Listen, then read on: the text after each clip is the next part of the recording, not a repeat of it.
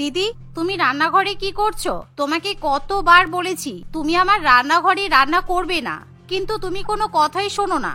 যাও, এখনই আমার রান্নাঘর থেকে বেরিয়ে যাও। গরিব মেয়ে একটা, বড় লোকের রান্নাঘরে এসে রান্না করার শখ হয়েছে। আসলে কি বলো তো, তুমি তো কোনোদিনও এত ভালো ভালো রান্না করার জিনিসপত্র দেখোনি, তাই তোমার এগুলো দেখে লোভ হয়েছে। আমি মানছি আমি গরিব, কিন্তু তুমি দয়া করে আমাকে অপমান করো না পিঙ্কি। আজকে বাড়িতে অনেক আত্মীয় স্বজন আসবে, সবার জন্য রান্না বান্না করতে হবে, তাই আমি কোথায় রান্না করব বলো? আজকে তোমার রান্নাঘরটা একটু ব্যবহার করতে দাও না। কোনো মতেই সম্ভব নয়, কারণ এখন আমাকে স্যান্ডউইচ মেকারে গরম গরম স্যান্ডউইচ বানাতে হবে। তারপর আমি মিক্সিতে মশলা তৈরি করে মিক্স নুডলস বানাবো, তার সাথে জুস মেকারে জুস বানাবো। তাই আমি তোমাকে রান্নাঘরে রান্না করতে দিতে পারবো না। তুমি আমার ইলেকট্রনিক্স কুকিং করার জিনিসপত্র নষ্ট করে দেবে। তুমি কিছু ব্যবহার করতে পারো না, গরিব ভিখারি কোথাকার। যাও এখান থেকে।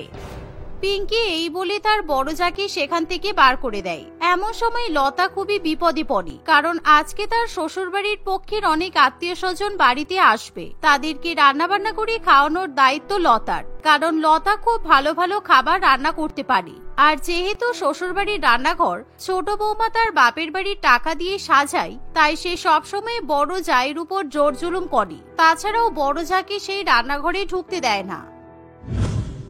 মা বলল সবার জন্য দুপুরবেলা ভাত, মাংস, ডাল, বেগুনি, মাছ, চাটনি, পাঁপড় রান্না করতে। এত কিছু রান্না আমি গ্যাস ছাড়া কিভাবে করব? ঠিক তখনই লতার মাথায় একটা বুদ্ধি আসে। লতার শ্বশুরবাড়িতে আগে একজন বুড়ি মাসি সারাদিন কাজ করত, আর সে বাড়ির পেছনে উঠানে গিয়ে নিজের জন্য মাটির উনুনে বসে রান্না করত। কিন্তু সেই বুড়ি মাসি বহুদিন হলো মারা যায়, তবুও তার মাটির উনুন সেখানেই পড়ে থাকে। তাই লতা তখনই বিভিন্ন রকমের মশলাপাতি এবং রান্নাবান্না করার সরঞ্জাম নিয়ে সেই উনুনের সামনে চলে যায়। আমি বরঞ্চ এই মাটির উনুনে তাড়াতাড়ি করে সবার জন্য রান্না করে ফেলি, বেশি সময় নষ্ট করে লাভ নেই। যে করে হোক আমাকে দুপুরের আগে সবার জন্য রান্না বান্না করতে হবে। এই বলে লতা মাটির উনুনে বসে বসে সবার জন্য রান্না বান্না করতে শুরু করে। অন্যদিকে বাড়ির ছোট বৌমার নিজের অত্যাধুনিক রান্নাঘরে juice maker, mixer grinder, sandwich maker ইত্যাদি ব্যবহার করে নিজের মতো করে মডার্ন খাবার রান্না বান্না করে। শাশুড়ি মা সেই দৃশ্য দেখেও চুপ করে থাকে। এভাবেই বেশ কিছুটা সময় কেটে যায়। দুপুরের আগে আত্মীয় স্বজন বাড়িতে চলে আসে। ছোট বৌমা, সবাইকে খাবার খেতে দাও, ভালো করে খাবার পরিবেশন করবে কিন্তু। শাশুড়ি মায়ের কথা শুনে বড় বৌমার খুবই খারাপ লাগে, কারণ ছোট বৌমা অর্থাৎ লতা সারাদিন কষ্ট করে মাটির উনুনে বসে রান্না বান্না করে, আর শাশুড়ি মা সকলের সামনে ছোট বৌমাকে খাবার পরিবেশন করার কথা বলে। তাই লতা চুপ করে একটা কোনায় দাঁড়িয়ে থাকে, কারণ যেহেতু সকালবেলা থেকে লতা মাটির উনুনে গরমে রান্না বান্না করে, তাই তার গায়ে হাতে মুখে কালি লেগে যায়। সেই সাথে তার শাড়ি জামা কাপড় ময়লা হয়ে যাওয়ায় শাশুড়ি মা কিছুতেই তাকে অতিথিদের সামনে যেতে দেয় না। বাহ ছোট বৌমা, তোমার রান্নায় তো বেশ স্বাদ আছে।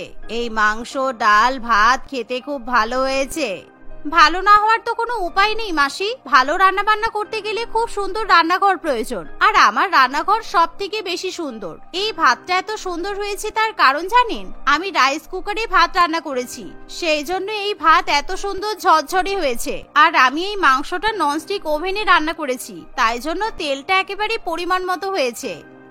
এভাবেই ছোট বৌমা বেমালুম সব রান্নার কৃতিত্ব নিজে নিয়ে নেয়, কিন্তু লতা চাইলেও কিছু বলতে পারে না।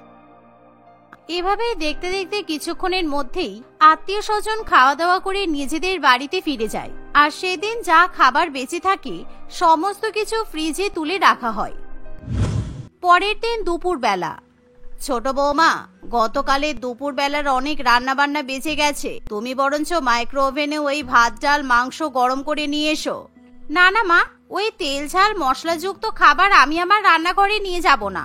আমার মাইক্রো ওভেন তেল লেগে নষ্ট হয়ে যাবে। আপনি তো ভালো করেই জানেন আমি খুব কম তেল দিয়ে বিভিন্ন রকম স্যালাড খেতে পছন্দ করি। তাছাড়া ওসব তেলযুক্ত মশলাযুক্ত খাবার যদি আমার রান্নাঘরে ভুল করেও পড়ে যায়, তাহলে তো রান্নাঘরের শোভাটাই নষ্ট হয়ে যাবে।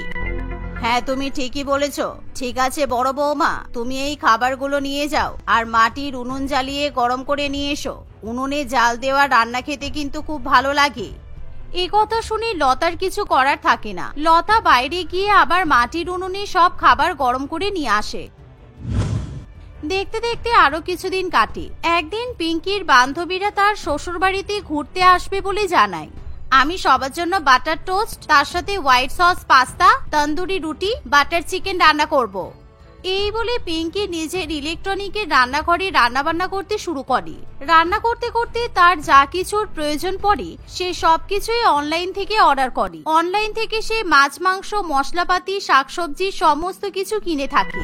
সে প্রত্যেক দিন মিক্সার গ্রাইন্ডারে মশলা তৈরি করে আর রুটি মেকারের সাহায্যে গরম গরম তন্দুরি রুটি বানায়। সেই সাথে ওটিজি ওভেন ব্যবহার করে সবার জন্য চিকেন কাবাব এবং পনির কাবাব রান্না করে। অন্যদিকে বাটার চিকেন তো আছেই। এভাবে পিঙ্কি রান্না বান্না হয়ে গেলে তার বান্ধবীরা বাড়িতে এসে উপস্থিত হয়। তোরা আমার শ্বশুর বাড়িতে প্রথমবার এসেছিস, এরকম রান্না বান্নার আয়োজন তো কিছুই না। আমি কিন্তু তোদের জন্য ভালো ভালো আইসক্রিম তৈরি করেছি, তোরা তাড়াতাড়ি খাওয়া শুরু কর।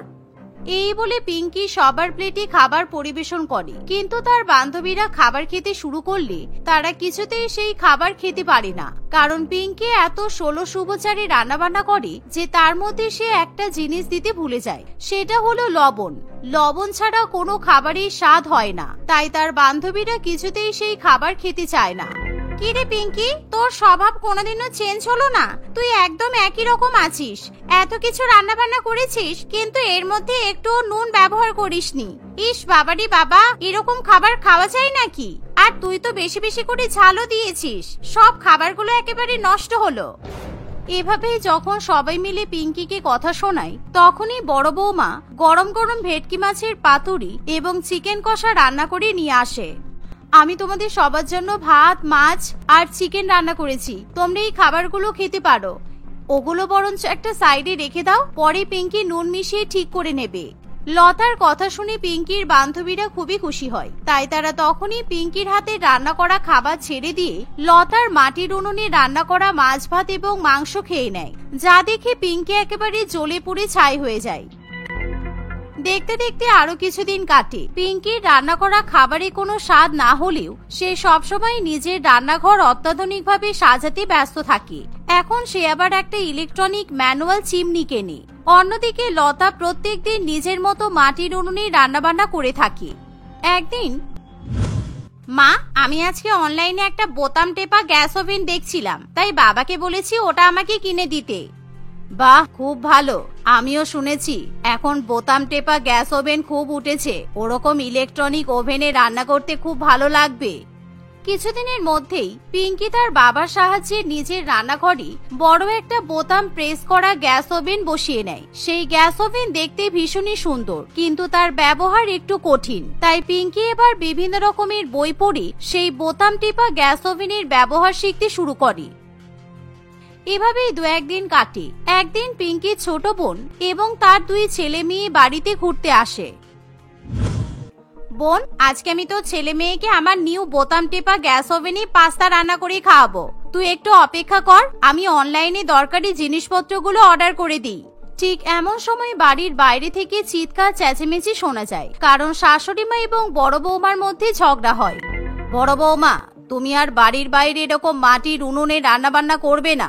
আমি বাড়ির পেছনটা পরিষ্কার করে একটা বড় ঘর তৈরি করব, তাই তুমি এই জায়গাটা ছেড়ে দাও। কিন্তু মা, আমি যদি এখানে রান্না না করি, কারণ আপনার ছোট বৌমা আমাকে ওর রান্নাঘরে ঢুকতে দেয় না। আর পিঙ্কি যে সমস্ত রান্না বান্না করে আপনার বড় ছেলে সেই খাবারগুলো খেতেও পারে না, তাই আমাকে এখান থেকে আপনি তুলে দেবেন না।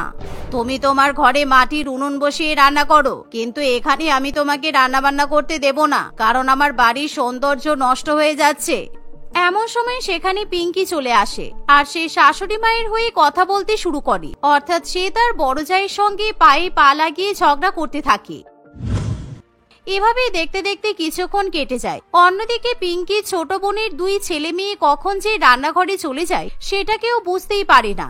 আর তারা দুই ভাই বোন ভীষণ পরিমাণে দুষ্ট প্রকৃতির ছিল।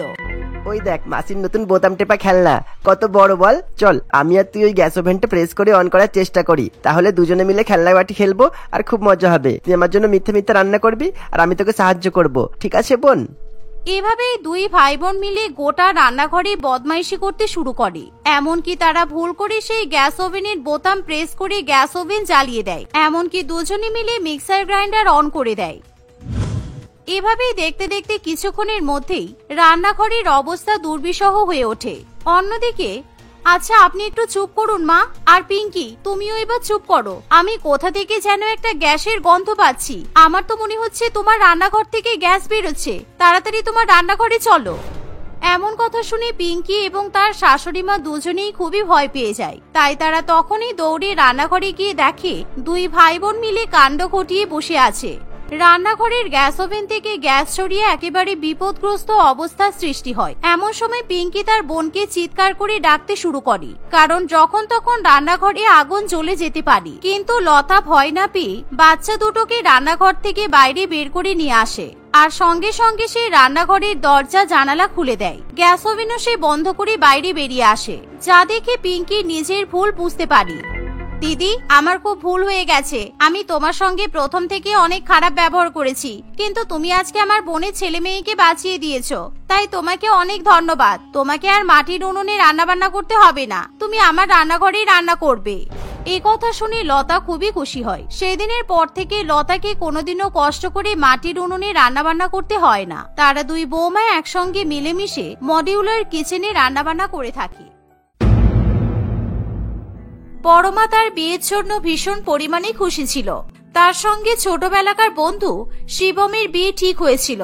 ছোটবেলা থেকেই পরমা এবং শিবম দুজন দুজনকে ভীষণ পরিমাণে পছন্দ করত। তারা একই কলেজে পড়াশোনা করেছে এবং পড়াশোনা শেষ হয়ে গেলে তারা দুজনেই বিয়ে করবে বলে ঠিক করে নেয়। সেই সময় শিবমের তার জন্মস্থান করমণ্ডল থেকে চাকরি করার একটি দুর্দান্ত অফার আসে। এর ফলে শিবম তার পরিবারকে নিয়ে করমণ্ডলে শিফট করে যায়। একদিন, তুমি আর কতদিন বাইরে চাকরি করবে শিবম? আমাদের এবার বিয়ে করে নেওয়া দরকার। তুমি তোমার পরিবারকে নিয়ে সেই কবে ভোপালে চলে গেছো, তারপর থেকে তোমার সাথে আমার একবারও দেখা হয়নি। আমাদের বিয়ে নিয়ে কালকেই মায়ের সাথে কথা হচ্ছিল। কিছুদিনের মধ্যেই আমরা কলকাতায় ফিরে যাব, তারপর আমরা বিয়ে করে নেব, আর তারপর তো তোমাকে করমণ্ডলে নিয়ে চলে আসবোই। এই কথা শুনে পরমা খুবই খুশি হয়ে যায়। শিবম পরমার বাড়ির লোকের সঙ্গে কথা বলে, তারা তাদের বিয়ের দিন ফাইনাল করে। শিবম নিজের অফিস থেকে ছুটি নেয়। সে তার পরিবারের সঙ্গে কলকাতায় আসার প্রস্তুতি শুরু করে দেয়। অন্যদিকে, আচ্ছা, শিবম আমার মেয়েকে বিয়ে করতে করমণ্ডল থেকে আসছে, ওখান থেকে তো নিশ্চয়ই একা আসবে না। ও যদি কলকাতায় এসে বিয়ে করে তাহলে নিজের পরিবার আত্মীয় স্বজন সকলকেই তো নিয়ে আসবে। এক কথায় আমার মেয়ের বরযাত্রী ট্রেনে করেই কলকাতায় আসছে তাহলে। হ্যাঁ, কথাটা তুমি ঠিক বলেছ। আর মেয়ের বাবা হিসেবে তোমার কর্তব্য সকলের জন্য ট্রেনের টিকিট কেটে দেওয়া। তাই তুমি শিবমের পরিবার আর ওর আত্মীয় স্বজনের জন্য অনলাইনে টিকিট কেটে দাও। জিৎবাবু তার বউয়ের কথা মতো সকলের জন্য ট্রেনের টিকিট কেটে দেয়। শিবম অনলাইনে মেলের মাধ্যমে সেই টিকিটগুলো পেয়ে যায়। সমস্যা হয় একটাই, যে আগে থেকে অনেক সিট বুকিং হয়ে যাওয়ায় জিৎবাবু সকলের জন্য ট্রেনের সিট রিজার্ভ করতে পারে না। এর ফলে সে কিছু টিকিট তৎকালে কেটে দেয়। দেখতে দেখতে শিবমের বিয়ের দিন এগিয়ে আসে। সে তার পরিবার এবং সকল আত্মীয় স্বজনদের নিয়ে স্টেশনে পৌঁছায়। মা, বাবা, দাদা, বৌদি, মাসি, মেসো যারা আছো তাড়াতাড়ি ট্রেনে উঠে পড়ো। আমাদের সকলের জন্যই পরমার বাবা এই ট্রেনের টিকিট কেটে দিয়েছে, তাই আমাদেরকে এই ট্রেনে করেই কলকাতায় তাড়াতাড়ি পৌঁছাতে হবে। শিবমের কথা মতো সকলে ব্যাগ নিয়ে ট্রেনে উঠে পড়ে, কিন্তু বরযাত্রীতে উপস্থিত সকলে ট্রেনে বসার জায়গা পায় না। কিছু আত্মীয় স্বজন রিজার্ভ করা সিটে বসে পড়ে, অন্যদিকে কিছুজন ট্রেনের মধ্যে বসার জায়গা না থাকায় দাঁড়িয়ে থাকে। এর মধ্যে শিবমের বৌদি বিমলা অন্তঃসত্ত্বা হওয়ায় তার ট্রেনে দাঁড়িয়ে থাকতে ভীষণ সমস্যা হয়। উফ, দাঁড়িয়ে থাকতে আমার ভীষণ কষ্ট হচ্ছে প্রীতম। আমি এত বড় পেট নিয়ে কিছুতেই আর দাঁড়াতে পারছি না, পাটা পুরো ধরে আসছে। কিন্তু এখন যদি এই বিষয়ে তোমার ভাইকে বলি তাহলে সে ব্যতিব্যস্ত হয়ে উঠবে। তুমি আমার সাথে আসো, আমি তোমার বসার বন্দোবস্ত করছি। তুমি তো জানো সকল আত্মীয় স্বজন সমান হয় না। দেখছো না মাসি কেমন জানলার ধারে সিটটা আগলে ধরে বসে আছে? তোমাকে একটু বসতে দিলেই তো পারে, তা তো দেবে না। চুপ করো, এখন এসব কথা বলো না। মাসি যদি শুনতে পায় তাহলে ট্রেনের মধ্যে একটা ঝামেলা বাঁধবে। আমি চাই না তোমার ভাইয়ের বিয়েতে কোনো সমস্যা হোক। প্রীতম তার অন্তঃসত্ত্বা বউকে নিয়ে ট্রেনের মধ্যে বসার জায়গা খুঁজতে শুরু করে। শিবম সেই দেখে তাদের কাছে আসে। তখন প্রীতম তাদের সমস্যাটা শিবমকে জানায়। শিবমও তার দাদার সাথে বিমলের জন্য বসার জায়গার সন্ধান করে। দাদা, বলছি যে আপনি যদি একটু সরে বসেন তাহলে আমার বৌদি এই সিটটা একটু বসতে পারে আর কি। আসলে উনি 7 মাসের প্রেগনেন্ট তো, কলকাতায় আমার বিয়ে হচ্ছে, তাই আমি ওনাদেরকে বরযাত্রী হিসাবে নিয়ে যাচ্ছি। উনি এভাবে দাঁড়িয়ে দাঁড়িয়ে যেতে পারবেন না তো, তাই আর কি। লোকটি শিবমের কাকুতি মিনতি বুঝতে পারে এবং বিমলাকে বসার জায়গা ছেড়ে দেয়। সেই দেখে সকলে খুবই খুশি হয়। বিমলাও খুশি হয়ে ট্রেনের সিটে বসে পড়ে। উফ, বাঁচলাম, আমাকে আর কষ্ট করে দাঁড়িয়ে দাঁড়িয়ে যেতে হলো না। লোকটা ভীষণ ভালো মানুষ, না হলে কেউ কাউকে নিজের জায়গা ছেড়ে দেয় না। উনি মনে হয় আমাদের সাথে কলকাতাতেই যাচ্ছেন। শিবমকে বলবো ভালো মানুষটাকে ওর বিয়েতে নিমন্ত্রণ করতে। অন্যদিকে শিবমের মাসি কোনো কিছুতেই সন্তুষ্ট হয় না। সে ট্রেনের মধ্যে সবথেকে ভালো সিটে বসেও ভীষণ পরিমাণে অস্বস্তি বোধ করে। সে কিছুতেই সকলের সাথে মানিয়ে নিতে পারে না। কি ভিখারি পরিবারে বিয়ে করছিস শিবম? শেষ পর্যন্ত ট্রেনে করে বরযাত্রী নিয়ে যেতে হচ্ছে। জানালার ধারে বসেও আমার গরম লাগছে। কেন যে তোর বিয়েতে আসতে গেলাম আমি জানি না বাবা, আমার আর ভালো লাগে না এসব। কেন মাসি এরকম করে বলছো? তুমি আমার একমাত্র মাসি, তাই তুমি যদি আমাদের বিয়েতে না যাও তাহলে আমার তো বিয়েই হবে না। সবাই তো ট্রেনে করে যাচ্ছে আর সবাই তো অ্যাডজাস্ট করেও নিচ্ছে, তুমি একটু মানিয়ে গুছিয়ে নাও প্লিজ। তোর শ্বশুর মশাই ট্রেনের টিকিট না কেটে বরঞ্চ প্লেনের টিকিট কেটে দিতে পারতো। আমরা সকলে মিলে প্লেনে করে তোর বিয়েতে যেতাম, তাহলে অনেক মজা হতো। এই গরম সহ্য করতে হতো না, কারণ এই ট্রেনের এসিটাও তো ঠিকঠাক কাজ করছে না। আর কি বা করা যাবে, এই তো একদিন পর কলকাতায় পৌঁছেই যাব। আর আমি তোমার জন্য ট্রেনের টিটির সাথে কথা বলছি, ওরা এসি ঠিক করে চালানোর ব্যবস্থা করে দেবে। এই বলে শিবম সেখান থেকে চলে যায়। দেখতে দেখতে রাত হয়ে আসে এবং যে যার নিজস্ব সিটে ঘুমিয়ে পড়ে। শিবম ট্রেনের দরজায় দাঁড়িয়ে পরমাকে ফোন করে। তারা বেশ অনেকক্ষণ ধরে গল্প করতে থাকে। 2 দিন পরে আমাদের বিয়ে, আমার ভীষণ আনন্দ হচ্ছে শিবম। আর আমি কখনো স্বপ্নেও ভাবতে পারিনি যে ট্রেনে করে আমার বিয়ের বরযাত্রী আসবে। তোমরা যত তাড়াতাড়ি সম্ভব কলকাতায় চলে এসো। আরে পরমা, আমরা তো আর উড়ে উড়ে কলকাতায় পৌঁছাবো না। যখন ট্রেন গিয়ে কলকাতায় থামবে তখন পৌঁছাবো। উফ, ট্রেনে করে বরযাত্রী নিয়ে যাওয়ার যে কি জ্বালা, আমি খুব ভালো মতোই হাড়ে হাড়ে টের পাচ্ছি। আচ্ছা, বিয়েতে যে সমস্ত জিনিসপত্রগুলো লাগবে সেগুলো ঠিকমতো ট্রেনে তুলেছো তো? বিয়ের জিনিসগুলো কিন্তু ভুলে যেও না। হ্যাঁ বাবা, সবকিছু আমি ঠিকঠাক ভাবে নিয়ে নিয়েছি, তুমি এইসব বিষয় নিয়ে চিন্তা করো না। এখন আমি ফোন রাখছি, ঘুমাতে হবে। একেই আমার ট্রেনে ভালো মতো ঘুম হয় না, তার উপর তোমার সাথে কথা বলতে বলতে আমার ঘুমটাই চলে যাবে। এই বলে শিবম ফোন কেটে দেয় এবং নিজের সিটে গিয়ে শুয়ে পড়ে। কিছুক্ষণ পর চিৎকার চেঁচামেচির আওয়াজে সকলের ঘুম ভেঙে যায়। শিবম ও তার পরিবার ঘুম থেকে উঠে দেখে যে তার মাসি ট্রেনের একটি প্যাসেঞ্জারের সঙ্গে ঝগড়া লাগিয়ে দিয়েছে। সেই দেখে তারা ভীষণ পরিমাণে ভয় পেয়ে যায়। একটি লোক ট্রেনে জোরে জোরে নাক ডাকছে বলে রত্না দেবীর ঘুম ভেঙে যায়। ফলে সে তার সঙ্গে ঝগড়া করা শুরু করে। আচ্ছা মশাই, তো আপনি ট্রেনের মধ্যে নাক ডেকে ডেকে ঘুমাচ্ছেন কেন? আপনার নাক ডাকার শব্দে আমার ঘুম হচ্ছে না। ফালতু লোক একেবারে, নিজের নাকের উপর কন্ট্রোল নেই কোনো। দিদি, আপনি কিন্তু অনেকক্ষণ ধরেই ভুলভাল কথা বলছেন। আমি সব চুপচাপ করে সহ্য করছি, এরপর কিন্তু আর একটা কথা সহ্য করব না। পাবলিক ট্রেনে তো ট্রাভেল করছেন, সুতরাং নাক ডাকা শব্দ, টয়লেটের গন্ধ, এই সব কিছু সহ্য করতে হবে আপনাকে। এরপর যদি নাক ডাকেন তাহলে নাকে সেলোটেপ লাগিয়ে দেব। নিঃশ্বাস নিতে পারবেন না তখন বুঝবেন। এরকম ঝগড়া দেখে শিবম কোনো মতে সেই ঝগড়া থামিয়ে দেয়। সে লোকটির কাছে ক্ষমা চায়, কিন্তু রত্না দেবী কিছুতেই তার কাছে ক্ষমা চায় না। এসব ফালতু মহিলাদের নিয়ে ট্রেনে ট্রাভেল কেন করেন? ধাক্কা দিয়ে ট্রেন থেকে ফেলে দিন, তবেই শিক্ষা হবে। যত সব বাজে লোকজন, কারোর পেছনে কাঠি না করলে এরা শান্তি পায় না। এই বলে লোকটি পেছন ফিরে ঘুমিয়ে পড়ে। রত্না দেবী রাগে গজগজ করতে করতে ঘুমিয়ে পড়ে। দেখতে দেখতে প্রায় বেশ কিছুক্ষণ সময় কেটে যায়। হঠাৎ করে ট্রেনটি একটি বিকট শব্দ করে রেল লাইনের উপর দাঁড়িয়ে পড়ে, অর্থাৎ মাঝে একটি স্টেশন এসে পৌঁছায়। খুব সুন্দর সুন্দর কানের দুল বিক্রি হওয়ায় শিবম ট্রেন থেকে নেমে পরমার জন্য স্টেশন থেকে কানের দুল কিনে নেয় এবং সেই দুল নিচের পকেটে ভরে রাখে। কিছুক্ষণ পর সে ট্রেনে উঠে পড়ে এবং আগের মতো ট্রেন চলতে শুরু করে। পরমা কানের দুল পড়তে ভীষণ ভালোবাসে। আমি যদি ওকে এই 2টো দুল উপহার হিসেবে দিই তাহলে ও ভীষণ খুশি হয়ে যাবে। বিয়ের সময় আমি নিজের হাতে ওকে কানের দুল পরিয়ে দেব। শিবম ট্রেনের দরজার সামনে দাঁড়িয়ে আছে। হঠাৎ করে সে দেখে সেই একই লাইনের সামনে থেকে আরেকটি ট্রেন জোরে জোরে বাঁশি বাজাতে বাজাতে তাদের ট্রেনের দিকে ধেয়ে আসছে এবং অন্য লাইন থেকে একটি ট্রেন লাইনচ্যুত হয়ে তাদের ট্রেনের গায়ের উপর পড়ছে। এমন ভয়াবহ দৃশ্য দেখে শিবম ভীষণ ভয় পেয়ে যায়। তার চোখের নিমেষে 3টি ট্রেন ভয়াবহ শব্দ করে একে অপরকে ধাক্কা মারে। শিবম এবং তার পরিবার এছাড়াও 3টি ট্রেনে থাকা সকল যাত্রীরা এক ভয়াবহ ট্রেন দুর্ঘটনার সম্মুখীন হয়। ট্রেনের মধ্যে থাকা সকল যাত্রীরা ভাবতে পারে না যে তাদের জীবনে রাত্রিবেলা এমন ভয়াবহ অন্ধকার নেমে আসবে। সকলে ছিন্ন ভিন্ন হয়ে চারিদিকে ছিটকে পড়ে। এই জীবনে আর কোনোদিনও তোমার সাথে দেখা হবে না পরমা। আমি আর প্রাণে বেঁচে কলকাতায় ফিরবো না। আমার মাথাটাই অসহ্য যন্ত্রণা করছে। কিছুক্ষণের মধ্যেই মৃত্যুবরণ করব। আমাকে ক্ষমা করে দাও। শিবম নিজের চোখের সামনে দেখে যে তার পরিবার এবং অন্যান্য লোকজন কেউ আহত অবস্থায় কিংবা কেউ মৃত অবস্থায় ট্রেনের মধ্যে ছড়িয়ে ছিটিয়ে পড়ে আছে। সে জানালার বাইরে তাকিয়ে দেখে যে অধিকাংশ লোকে দৌড়াদৌড়ি করছে। অন্যান্য দুটি ট্রেনে ভয়াবহ পরিমাণে আগুন ধরে গেছে। শিবমের বৌদি বিমলা অন্তঃসত্ত্বা অবস্থাতে ট্রেনের সিটের তলায় পড়ে যায়। হায় ঈশ্বর, আমাদের সাথে এমন দুর্ঘটনা কেন ঘটলো? চারিদিকে চোখের সামনে নিজের আত্মীয় পরিজন রক্তাক্ত অবস্থায় পড়ে আছে। আমার সন্তান পৃথিবীর আলো দেখার আগেই আমার পেটের মধ্যে মারা গেল। এই বলে কাঁদতে কাঁদতে বিমলা নিজের প্রাণ হারায়। কিছুক্ষণের মধ্যে দেখতে দেখতে ট্রেনের প্রায় সকল যাত্রী এই ভয়াবহ ট্রেন দুর্ঘটনায় মারা যায়। পুলিশ এবং রেলকর্মীরা এসে উদ্ধার কার্য শুরু করে। তারা চোখের সামনে এমন মৃত্যু মিছিল এবং আহত মানুষজনদেরকে দেখে বেদনা এবং কষ্ট সহ্য করতে পারে না।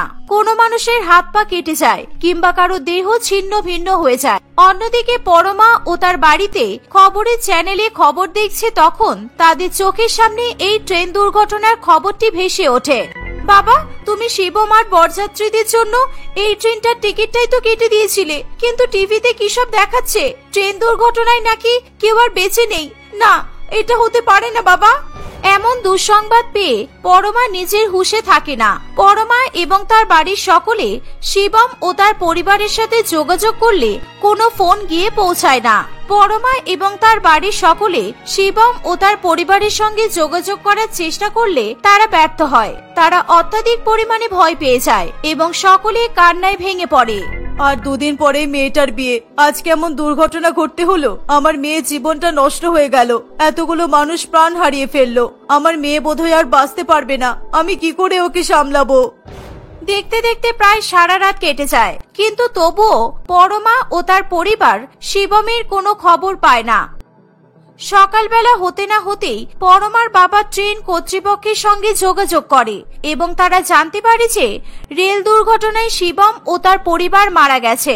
তারা এই দুঃসংবাদ কিছুতেই সহ্য করতে পারে না। সকলের মৃতদেহ কলকাতার হসপিটালে এসে পৌঁছালে সকলে সেখানে চলে যায়। পরমা এবং তার পরিবার দেখে যে কেবলমাত্র রত্নাদেবী অর্থাৎ শিবমের মাসি আহত অবস্থায় হসপিটালে ভর্তি আছে, আর বাকি সকলেই মৃত্যুবরণ করেছে। তুমি কেন আমাকে এভাবে একা ছেড়ে চলে গেলে শিবম? আমি তোমাকে ছাড়া কিছুতেই বাঁচতে পারবো না। আমি কখনো ভাবতে পারিনি যে আমাদের জীবনে এরকম দুর্ঘটনা ঘটবে। আমি এবার কি করে বাঁচবো? পরমা শিবমের পকেটে হাত দিয়ে দেখে যে সেখানে তার জন্য 2টো সুন্দর কানের দুল রাখা আছে। সেই দেখে পরমা আরো কান্নায় ভেঙে পড়ে। সব শেষ হয়ে গেল না? সব শেষ হয়ে গেল। ঈশ্বর কেন আমাকে একা বাঁচিয়ে রাখলেন? আমি আর বাঁচতে চাই না। নিজের চোখের সামনে নিজের পরিবারকে মরতে দেখেছি। এর থেকে বড় যন্ত্রণা আর কিচ্ছু হতে পারে না। এখন বুঝতে পারছি জীবনের কত বড় মূল্য।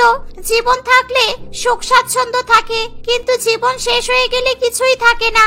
এরকম আরো কত পরিবার যে স্বজনহারা হয়েছে ভাবলেই আমার গা কেঁপে ওঠে। ধীরে ধীরে রত্নাদেবী সুস্থ হয়ে ওঠে, কিন্তু সেই ট্রেন দুর্ঘটনার দাগ তাদের জীবনে থেকে যায়। পরমা আর কখনো কাউকে বিয়ে করে না। 3টি ট্রেনের সংঘর্ষে এভাবে অসংখ্য মানুষ নিজের প্রাণ হারায় এবং অন্যান্য মানুষেরা পঙ্গু হয়ে বেঁচে থাকে। কেউ নিজের আত্মীয় স্বজন হারায় কিংবা কেউ হারায় নিজের জীবন সঙ্গী। চোখের নিমেষে একটি ট্রেন দুর্ঘটনা যে এমন ভাবে লক্ষ লক্ষ মানুষের জীবন কেড়ে নিতে পারে তা কখনোই ভাবা যায় না। দেখতে দেখতে অনেক বছর কেটে যায়। পরমা এবং তার পরিবার কোনো মতে সামলে ওঠে এবং নিজেদের মতো জীবন কাটাতে থাকে।